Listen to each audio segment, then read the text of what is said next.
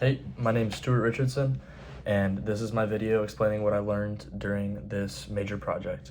This project taught me a lot about media bias, how to spot it, the different types of media bias, and why it exists, what it achieves, and um, why it can be very detrimental.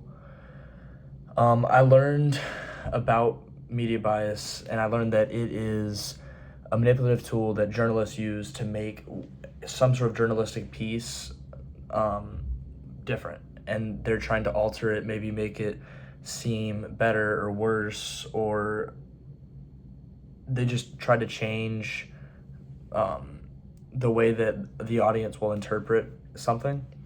And it can be very effective and can cause sort of echo chambers where it alters bits of information to look more serious or less serious.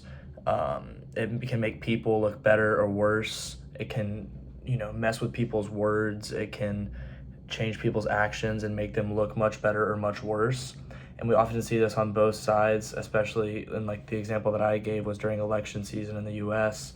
You have more Republican and more Democratic news networks, and they'll try to sway and change information to support their own narrative. A good example of this is the one that I used, where I used a recent speech from J.D. Vance in regard to a recent school shooting in Georgia.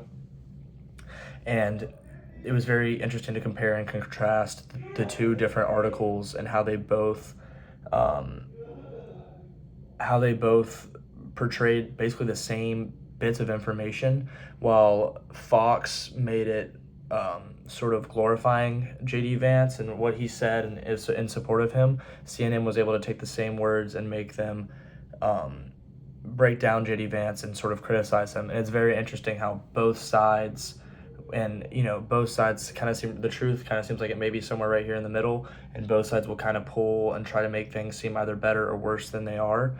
And this will kind of sort of construe people's views, and I think it's unhealthy because it can lead to division amongst people, where people that are only consuming content on one side will demonize the other side so much, and that's honestly what eventually can lead to war and that sort of thing, when both sides can't see the human in the other side, and they just think the other side is so outlandish and completely wrong. That can lead to a lot of bad things.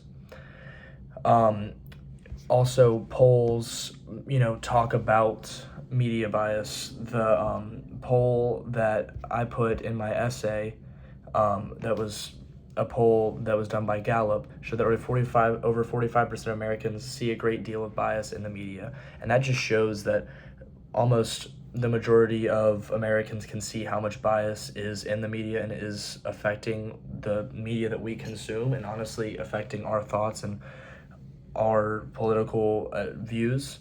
But my worry that I bring up in the essay is, out of that 55%, how many of those people are being greatly affected by media bias, but they just don't really know it. And I think that's honestly probably the likely case, is that almost all Americans are being affected by media bias, and they may not know it. And I think that's why it's important to educate people on what media bias is.